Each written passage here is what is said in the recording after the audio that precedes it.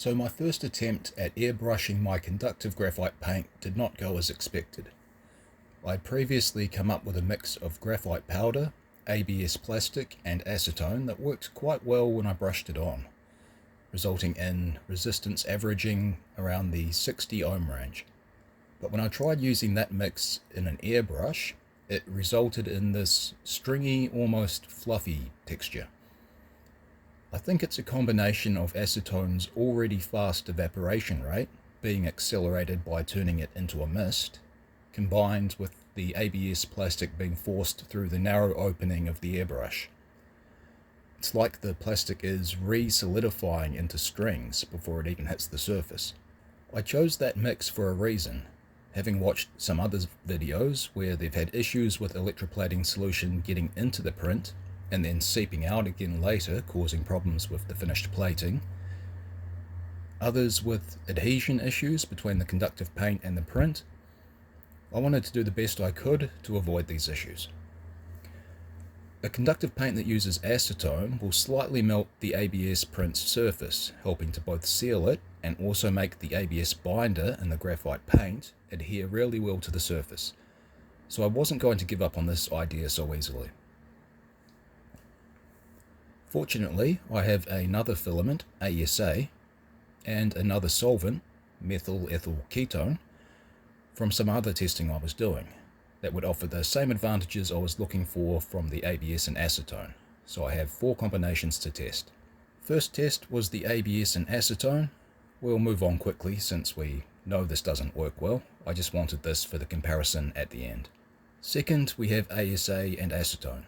Much the same issue as the ABS, with acetone's fast evaporation rate.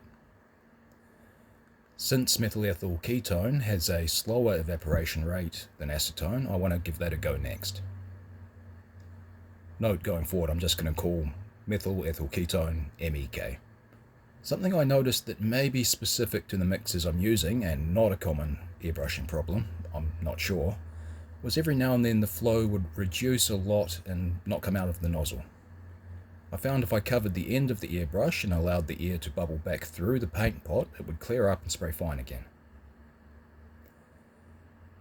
ABS and MEK was spraying a bit better than the previous 2. Last of the 4 is ASA and MEK. I should note the ratios for all of these tests have been the same. 1 part binder, either ASA or ABS. 2 parts graphite powder, and 15 parts solvent, either the acetone or MEK. Also, the airbrush is nothing special, it's the cheapest I could find on Amazon. And the air pressure is regulated to 1.5 bar / 150 kPa or 21.75 psi. I don't know if that would be the best pressure, it's simply the maximum constant rate I can get out of the unit I purchased. Bit of a surface finish comparison.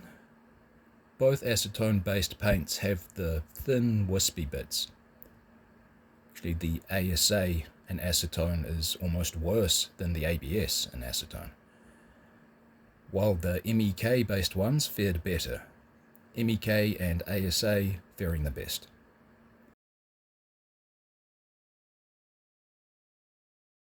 When it came to conductivity, only the ASA MEK mix would actually work as an airbrushed graphite paint, coming in at around 140 ohms. Lower is better, but you can generally get away with anything less than 1000 ohms. To see if I could improve that result, I tweaked the mix a bit, doubling the MEK so it is now 1 part ASA, 2 parts graphite powder, 30 parts MEK. This helped it spray from the airbrush a lot. Checking its conductivity after this, it improved to a range of 50 to 80 ohms depending on where I tested.